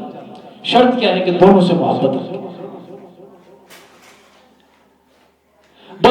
بنو امیہ میں پھیلوں کے منہ کھول دیے گئے اور ایسے لوگوں کی ایک کرایہ دار فوج تیار ہوئی کہ جنہوں نے زبان اور قلم سے علی اور اولاد علی کو گالیاں دینا، لعنت اور ملامت کرنا اپنی زندگی کا مشن بنا لیا۔ اندازہ لگائیں کہ دور معاویہ کے اندر 80,000 ممبروں پر ہر جمعے کو خطبے میں حضرت علی اور ان کی آل پر سب و ستم کیا جاتا تھا، لعنت و ملامت کی جاتی تھی۔ حضرت بن عدی حضرت علی کے رفقا میں سے تھے، ان کے محب تھے۔ معاویہ کے سپاہیوں نے ان کو گھیر لیا، ان کو ان کے ساتھیوں کو، اور کہا کہ ہمیں حکم ہوا ہے کہ تم سے یہ کہیں کہ علی اور ان کی آل پر سب کرو، اور اگر نہ کرو گے تو تمہیں قتل کر دیں گے۔ انہوں نے کہا خدا کی پناہ، ہم سے یہ کبھی بھی نہیں ہو سکے گا۔ چنانچہ آپ کو اور آپ کے ساتھیوں کو ان ظالموں نے شہید کر دیا۔ سعد بن ابی وقاص جلیل القدر صحابی عشرہ مبشرہ میں سے، جنگ صفین میں اگرچہ کہ یہ معاویہ کی فوج میں تھے لیکن معاویہ کے ساتھ حضرت علی کے خلاف نہیں لڑے، نیوٹرل رہے۔ حضرت علی کے بعد معاویہ کے دور حکومت میں معاویہ نے ان سے شکوہ کیا کہ اے سعد، تم علی پر سب کیوں نہیں کرتے؟ تو آپ نے فرمایا کہ 3 وجوہات سے، 3 ایسی باتیں علی میں جس کے سبب، پہلی یہ کہ جب غزوہ تبوک ہوا تو حضور نے حضرت علی کو اپنا نائب، اپنا جانشین بنا کر کے مدینے میں چھوڑا۔ انہوں نے شکوہ کیا کہ آپ مجھے عورتوں اور بچوں کو کیوں چھوڑ جاتے ہیں، میں تو لڑنے کے لیے پیدا ہوا ہوں۔ تو حضور نے فرمایا کہ کیا تم اس بات پر راضی نہیں ہو کہ تمہاری وہی منزلت ہو جو ہارون کی موسیٰ سے تھی، مگر یہ کہ میرے بعد کوئی نبی نہیں۔ ایک بات۔ دوسری بات، حضور نے غزوہ خیبر میں حضرت علی سے فرمایا، اس نے فرمایا صحابہ سے کہ میں علم کا اس شخص کو دوں گا جو اللہ اور اس کے رسول سے محبت کرتا ہے اور اللہ اور اس کا رسول بھی اس کو محبوب رکھتے ہیں، اور اگلے دن حضور نے وہ علم حضرت علی کو عطا کیا۔ اور تیسری بات کہ جب آیت مباہلہ اتری فَقُلْ تَعَالَوْا نَدْعُوا أَبْنَاءَنَا وَأَبْنَاءَكُمْ وَنِسَاءَنَا وَنِسَاءَكُمْ وَأَنفُسَنَا وَأَنفُسَكُمْ، اے نبی صلی اللہ علیہ وسلم ان سے کہیں کہ اپنے بیٹوں کو لاؤ، ہم اپنے بیٹوں کو لاتے ہیں، اپنی لڑکیوں کو لاؤ، ہم اپنی لڑکی کو لاتے ہیں، اپنے جانوں کو پیش کرو، ہم اپنی جان کو پیش کرتے ہیں۔ تو حضور صلی اللہ علیہ وسلم نے فرمایا کہ یہ میرے اہل بیت ہے، اور حضرت علی کو بطور اپنے نفس کے پیش کیا۔ یہ 3 باتیں ایسی ہیں کہ اگر ان میں سے مجھے ایک بھی نصیب ہو جاتی تو میری دنیا اور آخرت سے بہتر میں ان پر کیسے سکتا۔ مجھے فسانی فرماتے ہیں کہ ہم نے کشف باطنیہ کے ذریعے امت محمدیہ میں علوم اور اسرار باطنیہ و روحانیہ پر فائز المرام لوگوں کا مشاہدہ کیا تو تمام امت محمدیہ میں جناب امیر کو سب لوگوں سے بلندتر پائے۔ تفسیر مظہری میں قاضی ثناء اللہ پانی پتی لکھتے ہیں کہ گزشتہ امتوں میں سے کوئی بھی حضرت علی کی روحانی وساطت کے بغیر درجہ ولایت کو نہ پہنچ سکا۔ شاہ ولی اللہ تفہیمات میں فرماتے ہیں کہ اس امت میں ولایت کا دروازہ کھولنے والے اولین فرد حضرت علی المرتضیٰ ہیں۔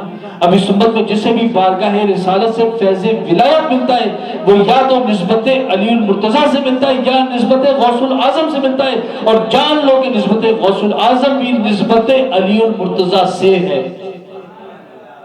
آپ اس امت محمدی میں فیض ولایت کا سرچشمہ اور فیض ولایت کا منبع ہے۔ القول الجلی میں شاہ ولی اللہ لکھتے ہیں کہ ایک روز مقام قرب میں میری نظر گئی تو جو جہت خاص میں نے علی المرتضیٰ میں دیکھی کسی اور میں نظر نہ آئی۔ فتوحات مکیہ میں شیخ الاکبر محی الدین ابن عربی فرماتے ہیں کہ تم کسی مخلوق کو اہل بیت کے برابر نہ سمجھو کہ اہل بیت ہی اہل سیادت ہے، ان کا بغض انسان کے لیے حقیقی خسارہ ہے، ان کی محبت عبادت ہے۔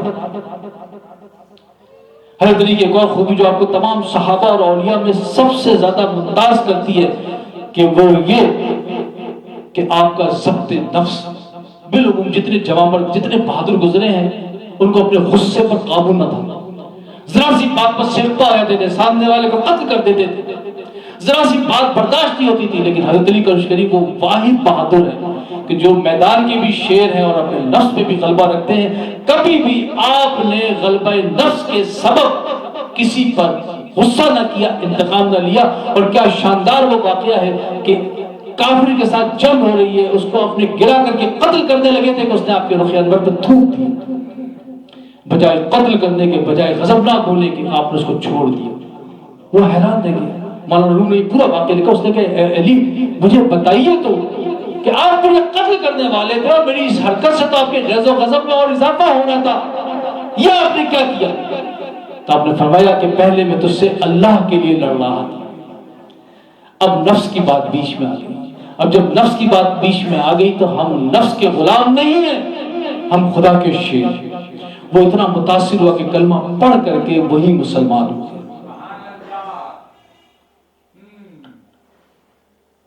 حضرت جنید بغدادی فرماتے ہیں کہ وصول اللہ اور بلاء و مصیبت کو برداشت کرنے میں حضرت علی ہمارے امام ہیں۔ مولانا روح آپ کی شان میں فرماتے ہیں کہ علی اہل صفا یعنی اولیاء اللہ کے وجود کے لیے مثل آفتاب ہیں۔ آپ مومنوں کے امام اور اللہ کے ولی ہیں۔ آپ ایسے امام ہیں کہ جن کا وجود حق تعالیٰ کے ساتھ قائم ہے۔ زمین و زمان، ارض و سما آپ کے وجود کے فیضان سے قرار پذیر ہیں۔ تمام مومنین کا روح ارادت آپ کی طرف ہے کہ آپ امیر، ہادی اور مولا ہیں۔ اگر تو عزت اور بزرگی کا خواہاں ہے تو جان و دل سے آج جناب کا غلام بن جاؤ۔ شیخ فرید الدین عطار مولا کائنات کی شان میں فرماتے ہیں کہ ہر زمانے میں ان کا ظہور رہتا ہے،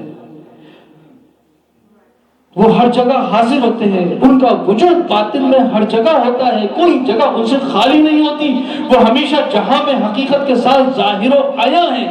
میں نے اس راز کو اپنی کتاب مظہر العجائب میں بیان کیا ہے۔ وہ امیر المومنین، شاہ معظم اور اسرار آدم ہے۔ وہ میرے ورد زبا، روح رواں اور ساری کائنات ان کی بدولت قائم ہے۔ اگر تو چاہے تو ہر جگہ انہیں پا سکتا ہے۔ وہی جہاں میں مقصود، وہی ہمیشہ عابد و معبود، مختصر یہ کہ وہی مخلوق عالم کے مرجع و مآوا ہے۔ اپنی اسی کتاب، اس کتاب کا نام ہے سی فصل، اس میں اشعار شیخ فرید الدین عطار کے جس میں آپ نے مولا کائنات کی شان بیان کی۔ اسی کتاب میں شیخ فرید الدین عطار فرماتے ہیں کہ حضور کا فرمان سن، ہر زمانے میں کوئی نہ کوئی امام موجود ہوتا ہے جو مخلوق کو حقیقی راستے کی طرف رہنمائی کرتا ہے اور اسرار خداوندی سے آگاہ کرتا ہے۔ اگر ایک لمحے کے لیے بھی زمانہ امام سے خالی ہو تو نیست و نابود ہو جائے۔ عالم کبھی بھی امام کے وجود سے خالی نہیں ہوا۔ تو کس کو اپنا امام جانتا ہے؟ حضرت علی کرم اللہ وجہہ کو حقیقت کے اندر امام سمجھ کہ ان کے اوپر اسرار شریعت ختم ہے، مولا علی ہی مخلوق کے درمیان قائم ہے، بس تو ان کو زمانے میں دائم سمجھ۔ راہ علی المرتضیٰ کے سوا تمام راستوں سے منہ پھیر لے ورنہ تیری موت و حیات جہالت میں گزرے۔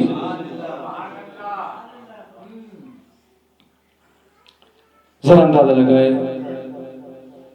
کہ حضور صلی اللہ علیہ وسلم نے حضرت علی کی شان میں فرمایا کہ لا تسبوا علیًا فإنہ ممسوس فی ذات اللہ، کہ علی کو برا مت کہو کہ وہ بے شک ذات الہی میں، ذات اللہ میں دیوانہ ہے۔ ممسوس فی ذات اللہ، اولیاء کی رسائی صفات تک ہے، یہاں بات ہو رہی ہے ذات کی، اور ذات کے بارے میں تو گفتگو کرنے سے، سوچنے سے، تفکر سے منع کیا گیا، اور حضور فرما رہے ہیں کہ وہ ذات الہی میں دیوانہ ہے۔ اور اس دیوانگی کا عالم دیکھیں ذرا۔ ایک جنگ میں آپ کی پنڈلی میں ایک تیر لگ گیا، نکالا تو پیکان اندر ہی رہ گیا۔ اب جرنیل نے نکالنا چاہا تو تکلیف کی شدت کے سبب نکلوا نہ سکے، حضور نے روک دیا۔ نماز کا وقت ہوا، وہ نماز کے لیے کھڑے ہوئے تو حضور نے اشارہ کیا کہ اب پیکان نکالے۔ نماز میں ایسا جذب، ایسی حضوری، لقائے ربانی میں ایسی محمیت کہ وہ پیکان نکال لیا گیا اور آپ کو پتہ بھی نہ چلا۔ نماز سے فارغ ہونے کے لیے یہ خون کیسا؟ فرمایا کہ وہ نکال لیا۔ فَإِنَّهُ مَمْسُوسٌ فِي ذَاتِ اللَّهِ، کہ وہ ذات الہی میں دیوانہ۔ فضیلت علی کلام الہی سے عیاں، فضیلت علی حضور کی احادیث سے ظاہر، صوفیہ اور اولیاء کے احوال سے ظاہر من الشمس ہے، مگر آج عشق مصطفیٰ کے دعوے دار اور اپنے آپ کو قادری کہلوانے والے فضیلت علی المرتضیٰ کے منکر، دشمن علی کے دوست، ان کے نام لیوا ہیں، معاویہ کی تعریف اور ثنا کرنے والے ہیں، ان کا یوم اور ان کا عرس منانے والے ہیں۔ اس راہ علی المرتضیٰ سے یہ لوگ ہٹے ہوئے ہیں کہ جسے اختیار کرنے کی عطار نے تلقین کی، اور دعویٰ یہ عشق مصطفیٰ کا کرتے ہیں۔ دیکھیں عاشقین کیسے ہوتے ہیں، حضور کے سچے اور پکے عاشق، عاشقوں کے سردار سیدنا اویس قرنی رضی اللہ عنہ، وہ عاشق کہ جن کے عشق کی تصدیق حضور فرما رہے ہیں. حضور مدینے میں بیٹھے ہوئے اپنا گریبان کھول کر کے پھونکے مارتے ہیں کہ مجھے اویس کی محبت ستا رہی ہے. حضور فرماتے ہیں کہ یمن کی طرف سے مجھے خدا کی خوشبو آ رہی ہے. ایسے عاشق بظاہر دیکھا بھی نہیں، حضور کے عشق میں چور. اور اللہ کے نزدیک ان کا وہ قرب اور وہ مرتبہ کہ حضور نے فرمایا کہ اویس کی دعا سے میری امت کے اتنے افراد بخشے جائیں گے جتنا قبیلہ ربی اور مدر کی بکریوں کے باغ. اور یہ قبیلے تو وہ تھے کہ پورے عرب میں سب سے بڑے بکریوں کے ریوڑ ان کے پاس تھے. کروڑوں افراد، اربوں افراد اویس کی دعا سے بخشے جائیں گے. یہ مقام جنگلوں میں عبادت میں ریاضت میں مشغول رہتے ہیں. لوگوں نے پوچھا کہ حضور سے اتنی محبت کا تمہارا دعویٰ ہے، کبھی حضور کی زیارت کے لیے نہ کہہ کہ میری ماں بیمار تھی میں کی خدمت میں رہتا تھا. کہ ہم لوگوں نے اپنے ماں باپ قربان کیا، حضور نے اپنی اولادیں قربان کی، آپ ماں کو چھوڑ کے نہیں آ سکتے تھے. کہ کیا تم نے حضور کو دیکھا ہے؟ ہاں ہم نے دیکھا ہے. انہوں نے کہا کہ ذرا حضور کے بارے میں بتائیے. انہوں نے چند سوالات کیے، کوئی جواب نہ دے سکا. پھر آپ نے فرمایا کہ حقیقت یہ ہے کہ تم لوگوں نے حضور کو دیکھا ہی نہیں. حالانکہ قرآن میں بھی اللہ یہ کہتا ہے. آج جو صحابی کی رٹ لگاتے ہیں نا کہ جس نے بنظر ایمان دیکھا وہ صحابی ہے. قرآن میں اللہ فرما رہا ہے تراہم ینظرون الیک وہم لا یبصرون. اے میرے محبوب انہیں ملاحظہ فرمائیے کہ یہ آپ کی طرف دیکھ رہے ہیں مگر انہوں نے آپ کو دیکھا ہی نہیں. اب بتائیے قرآن اللہ سچا ہے کہ نہیں ہے؟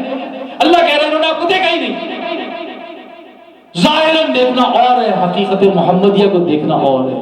اور ایسا فرمایا کہ مجھے نبی کریم صلی اللہ علیہ وسلم یمن میں بیٹھے بیٹھے اپنے وہ جلوے دکھائے، وہ حقیقت دکھائی کہ تمہیں نصیب بھی نہیں.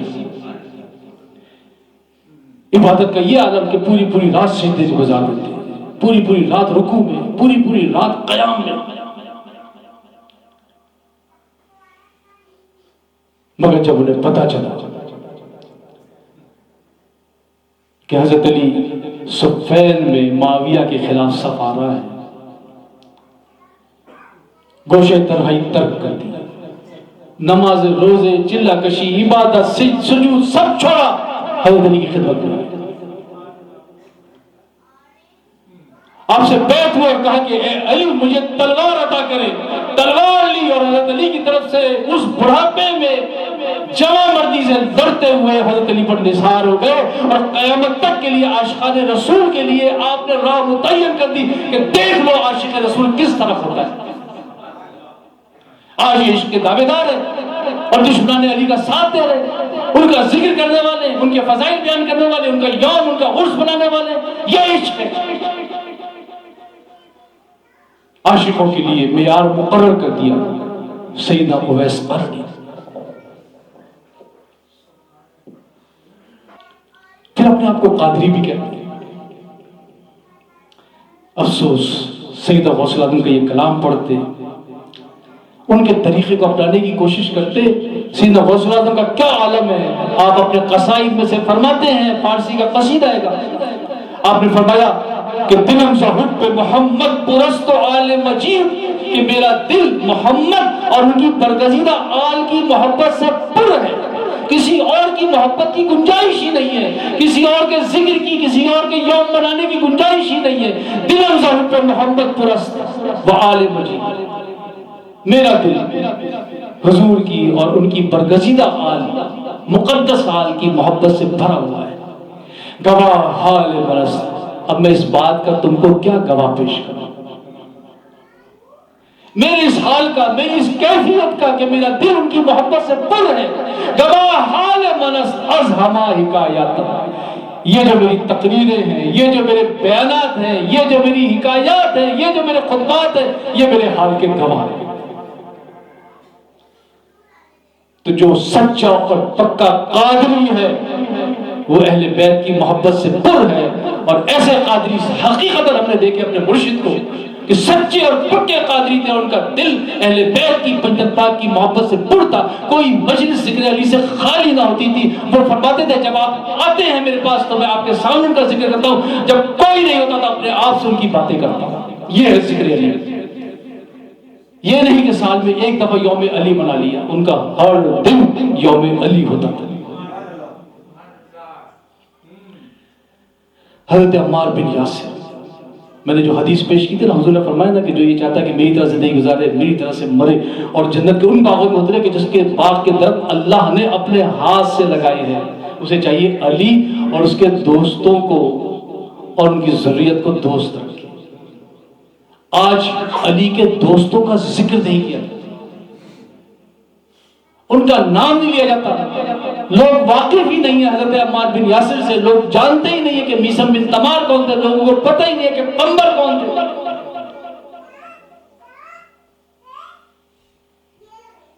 آپ کے بڑے عاشق، آپ کے محب، آپ کے دوست حضرت عمار بن یاسر، اور یہ جلیل القدر صحابہ میں سے سابقون الاولین، بالکل شروع میں اسلام لانے والے۔ ان کے والد یاسر دوسرے ملک سے آئے اپنے بھائی کی تلاش میں، اپنے دو بھائیوں کے ہمراہ مکے میں آئے، تلاش کرتے رہے، نہیں ملے۔ بھائی کے جانے لگے، انہوں نے کہا تم لوگ چلے جاؤ، مجھے یہاں کی فضا جو ہے بڑی پرامن لگی ہے، میں نہیں چاہتا۔ مکے کے سردار نے ان کو پناہ دی، شروع سے بت پرستی سے ہی بیزار تھے۔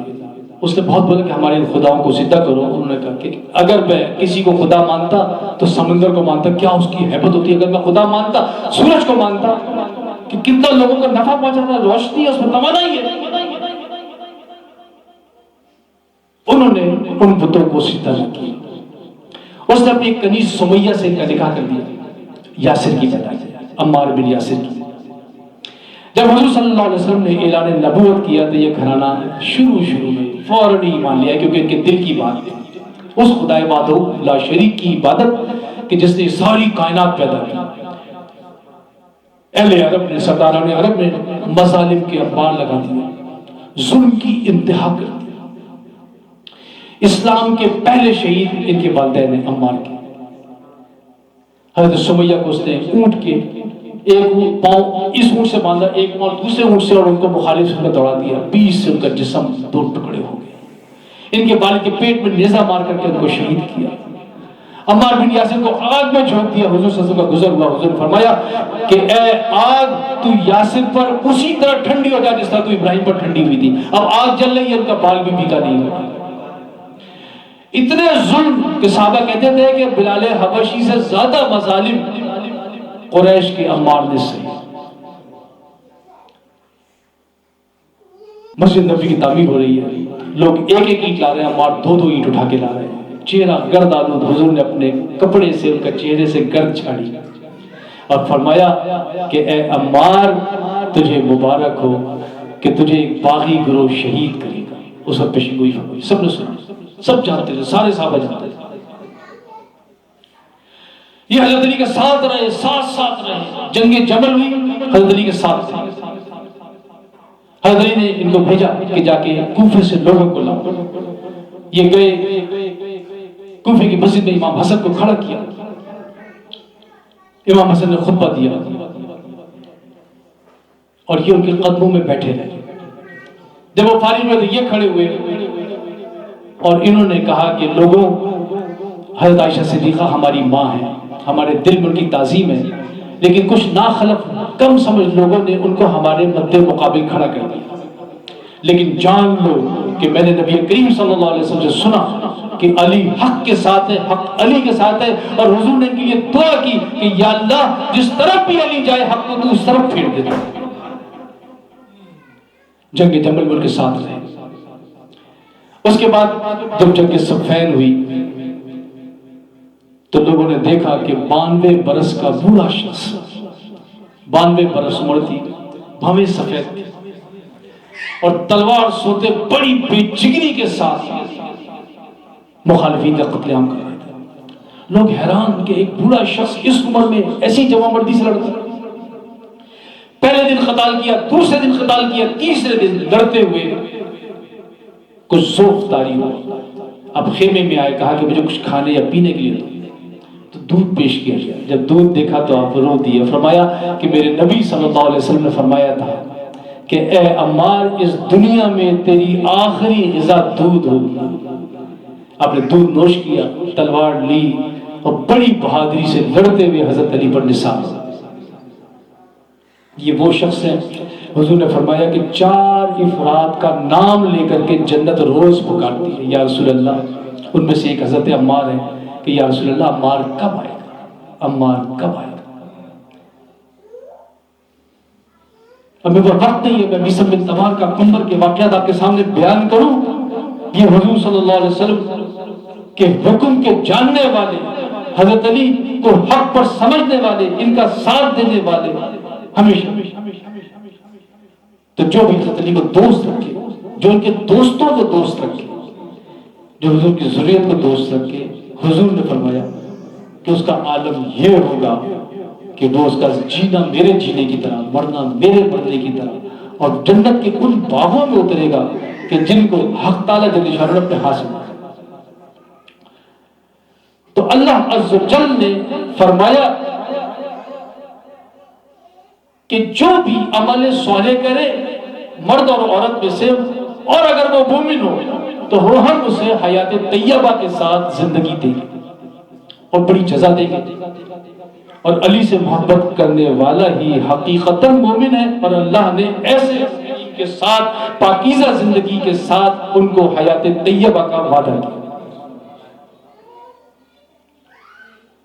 آج بھی آپ اپنے غلاموں، اپنے نام لیواؤں سے آگاہ ہیں۔ حقیقت یہ ہے وہ امام زمانہ ہے، ہر جگہ موجود ہے اور ہم سمجھ نہیں سکتے، لیکن اللہ تعالیٰ ہر جگہ ہے کہ نہیں ہے، نظر نہیں آتا، سمجھے نا۔ حضور صلی اللہ علیہ وسلم ہر جگہ حاضر و ناظر ہے، باتاں الہی شیر خدا علی المرتضیٰ بھی اللہ عز و جل کی عطا کردہ اس صفت سے ہر جگہ موجود ہے، باخبر ہے۔ شیخ فرید الدین فرماتے ہیں کہ میں 8 سال کا تھا، شدید بیمار تھا،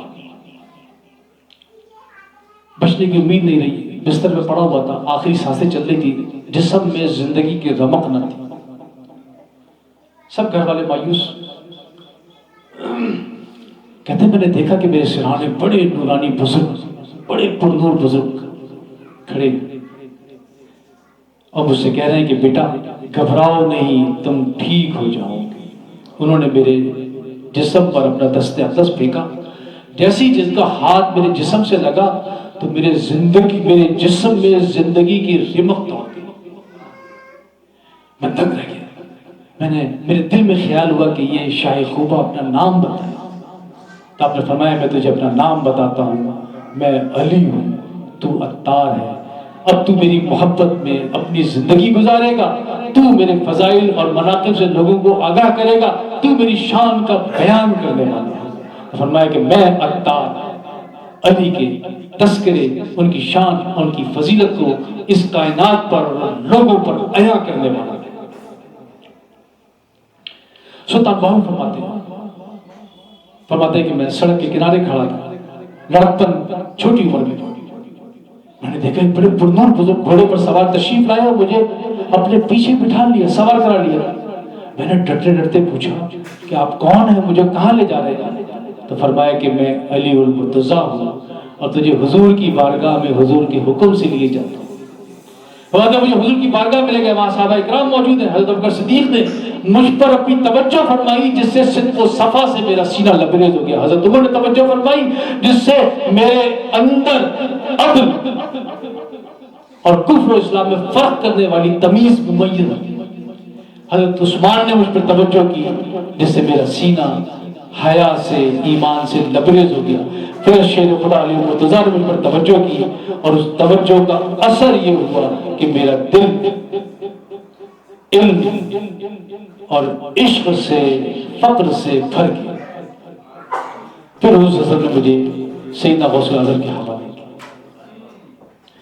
سیدنا غوث اعظم فرماتے کہ مجھے نبی کریم صلی اللہ علیہ وسلم کی طرف سے حکم ہوا خطاب کرو لوگوں سے۔ جب میں خطاب کرنے کے لیے منبر پر بیٹھا تو میری آواز بند ہو گئی۔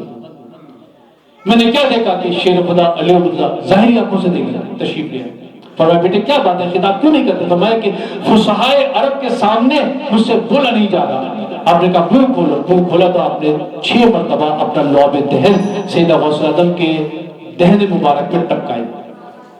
یہ جو 6 مرتبہ لعاب دہن ڈالنا کیا تھا؟ تمام تر فیضان ولایت سے ان کے سینے کو مملو کر دیا۔ سرکار فرماتے ہیں کہ اس کے بعد غوا سے فکر دل کے دریا میں غوطے لگا لگا کر حقائق اور معارف کے موتی نکالنے لگا.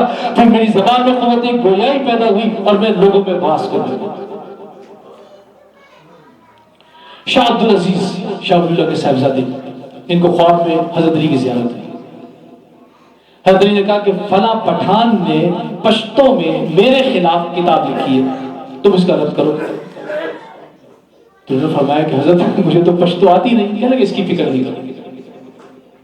اٹھے صبح اٹھے تو کہتے ہیں کہ میں حیران رہ گیا کہ میں پشتو سمجھنے، بولنے اور لکھنے پر قادر خود بخود. آپ نے وہ کتاب منگوائی اور پشتو زبان میں اس کا رد لکھ کر کے اس کو مشتہر کیا. ٹیپو سلطان ان کی شہادت کے بعد اس کی لائبریری سے ان کی ڈائری نکلی اور اس ڈائری میں یہ واقعہ لکھا ہوا کہ ٹیپو سلطان فرماتے ہیں کہ میں نے دیکھا خواب میں کہ میدان حشر قائم ہے، لوگوں کا حساب کتاب ہو رہا ہے، میں بھی موجود ہوں. اتنے میں ایک نورانی بزرگ نے آ کے میرا ہاتھ تھاما اور مجھ سے کہا مجھے جانتے ہو میں کون ہوں؟ میں نے کہا نہیں. کہنے لگے میں علی المرتضیٰ ہوں اور مجھے حضور نے بھیجا ہے کہ تمہیں بتا دوں کہ میں تمہارے بغیر جنت میں قدم نہ رکھوں. کہتے میری آنکھ کھل گئی، میرے پورے جسم میں لرزہ طاری تھا، میری آنکھوں سے آنسو جاری تھے. ایسا شرف، مجھ پہ ایسی کرم نوازی. بلا شبہ اللہ کریم ہے اور میرے محمد صلی اللہ علیہ وسلم کریم ہے.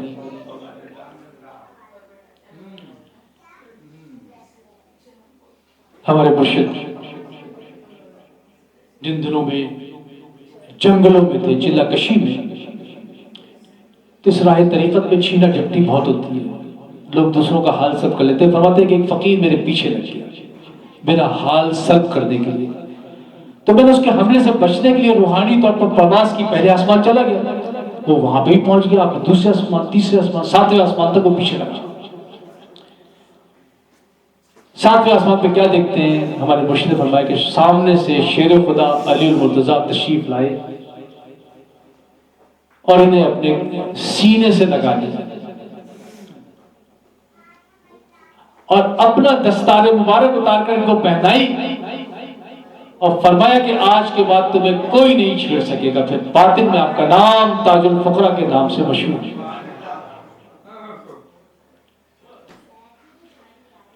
آپ کا فیض ولایت قیامت تک جاری رہے گا، قیامت کے بعد بھی.